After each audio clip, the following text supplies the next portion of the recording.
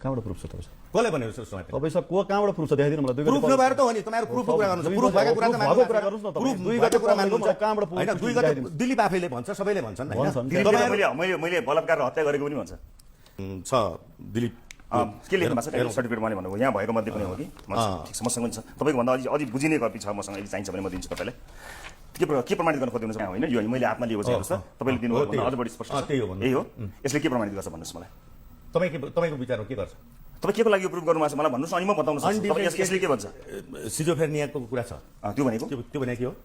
त्यो भनेको एउटा एक किसिमको डिसअर्डर हो त्यसका धेरै प्रकारहरू हुन्छन् त्यसमध्येको एउटा प्रकार उहाँसँग छ पागलपन हो कि हैन पागलपन त्यसलाई पागलपन भनेर पागल धेरै किसिमको त्यो नाङ्गे हिँड्ने जे मनलाई त्यही बोल्ने बोलेको ठेगान नहुने कुरा नमिलाउने पागलपन होइन जुन अदालतले त्यसभन्दा अगाडि प्रस्तुत भइसकेको छ give me this what is this के हो यो सिजोफ्रेनिया यसका कतिवटा प्रकारहरू हुन्छन् त्यसमध्ये तपाईँले एउटा प्रकार ल्याउनु भयो हैन त्यो पढ्नु न यो त एउटा प्रकार तपाईँ कतिवटा प्रकार हुन्छ मलाई बताउनुहोस् न प्रकार म विज्ञ हैन अब तपाईँ मलाई यो दिनु भएको छ एउटा प्रकार दिएर यो पढ्नुहोस् भन्नुहुन्छ मलाई एउटा पनि होइन प्रकार हुन्छ ल डाक्टरलाई फोन के भन्यो के भन्यो मानसिक रोग तपाईको 140 प्रकार हुन्छ डाक्टर साहबको फोन नम्बर ल ठिक छ लगाउनुहोस् त्यो पनि लगाउनुहोस् र अर्को कुरा म तपाईँलाई बताउँछु तपाईँ के प्रमाणित गर्न खोज्नु दिलीप सिंह बिष्ट मानसिक रोगी हुन् भने प्रमाणित गर्न खोज्नु भएको होइन त त्यसले के भन्छ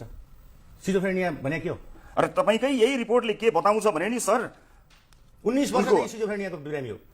repetitive behavior for past 19 years भनेको छ उहाँ